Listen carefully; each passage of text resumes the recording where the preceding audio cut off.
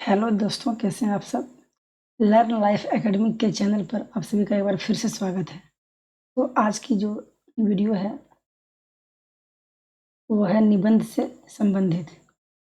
तो आज का जो हमारा टॉपिक है वो है डाकिया। तो पिछली वीडियो में हमने रक्षाबंधन के बारे में निबंध को लिख के आपको समझाया था। तो आज का जो हमारा टॉपिक है वो है डाकिया।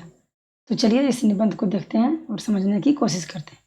तो डाकिया जो है वो डाक विभाग का एक कर्मचारी है। ठीक है, जैसे कि आप लोग जानते होंगे जो पोस्टमैन है वो पोस्ट विभाग का, पोस्ट ऑफिस डिपार्टमेंट का एक कर्मचारी है।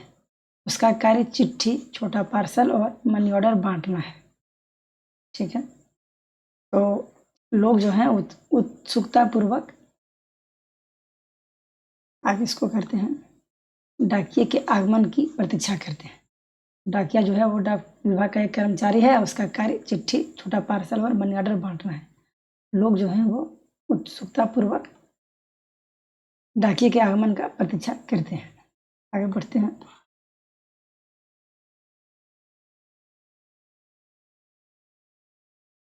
जब डाकिया एक या दो पत्र लाता है तो लोग खुश होते हैं। जब वह दरवाजे पर बिना ठहरे हुए चला जाता है तो लोग जो है निराश हो जाते हैं।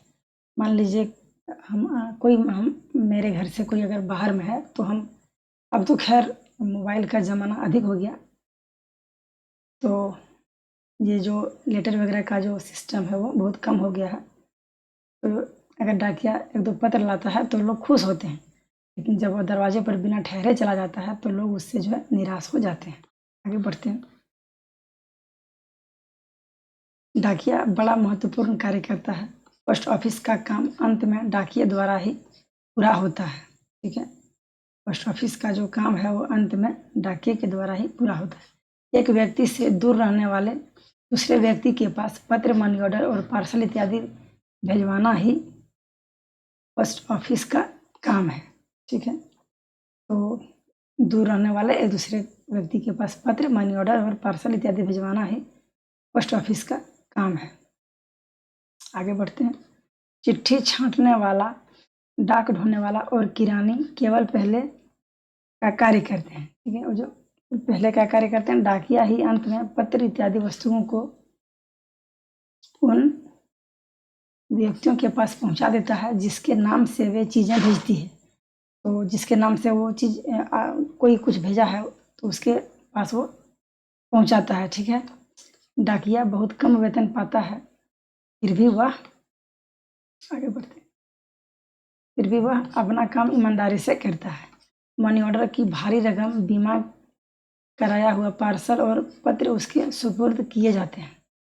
ठीक है, वो जो अपना जो काम है वो ईमानदारी से निभाते हैं और जो भी है उसको सही से पहुंचाते हैं। डाकिया उचित व्यक्ति को चीज़ें देने की चेष्टा करता है। तो मान लीजिए जिसके नाम से है, कोशिश करेगा कि उन्हीं को दे।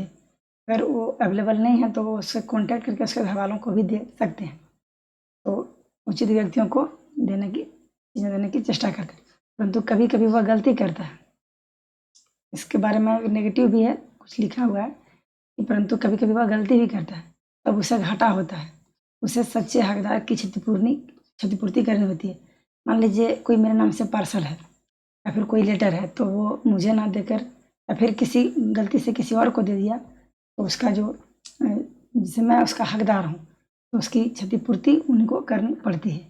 कभी कभी वह अधिक रुपये दे देता है, तब उसे अपनी जेब से क्षतिपूर्ति करनी पड़ती है। तो अगर जेब से अगर वो पैसे किसी को अधिक दे देते हैं तो वो, सॉरी, अगर पैसे अधिक देते हैं तो उनको जेब से अपना उसको मैनेज करना पड़ता है। गांव के पोस्ट ऑफिस में प्रायः एक ही डाकिया रहता है जो सप्ताह में दो बार इत्यादि पत्र इत्यादि बांटता है। सप्ताह में 2 बार पत्र इत्यादि बांटता है। अगर कुछ और रहा तो पत्र इत्यादि हो गया तो बांटता है। शहरों में अधिक संख्या में डाकिये रहते हैं, उन्हें मोहल्ला बंटा होता है। उनके मोहल्ले में जाना है, उनका मोहल्ला बंटा होता है।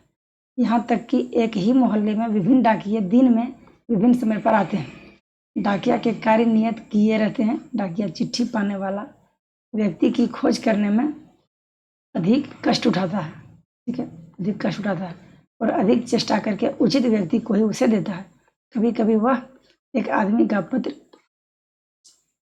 गलती से दूसरे को दे देता है। डाकिये का कार्य बड़ा उत्तरदायित्व का है। उसके ईमानदारी से कार्य करने पर बहुत से लोगों का भाग्य निर्भर करता है।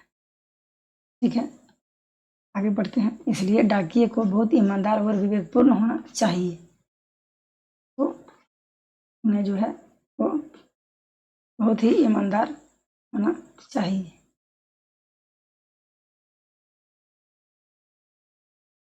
तो दोस्तों, ये था हमारा डाकिये का निबंध। तो पिछली वीडियो में हमने रक्षाबंधन के बारे में निबंध को डिस्कस किया था। तो उम्मीद करते हैं आपको अच्छे से समझ में आ गई होगी। तो दोस्तों, वीडियो को लाइक करें, कमेंट करें और चैनल को सब्सक्राइब करें। अगर आपको किसी और दूसरे टॉपिक पर निबंध चाहिए तो हमें कमेंट करके बता सकते हैं। तो वीडियो कैसी लगी दोस्तों, ये भी हमें बताइएगा। तो आज के लिए इतना ही, मिलते हैं किसी अगले वीडियो में। तब तक के लिए धन्यवाद। थैंक यू दोस्तों।